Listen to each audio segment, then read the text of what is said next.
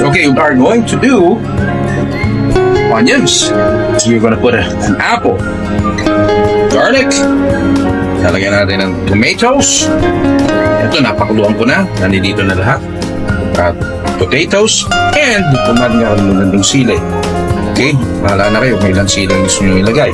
Yung kalamansi. Gusto nyo ng kalamansi. Alright. Isa pang ingredient. Kailangan natin ng ice. Then we will blend it. First, water. Not all water is the same. Natin ang ganyan. May konting ice, tubig, lahat ng fruits, lahat ng ingredients.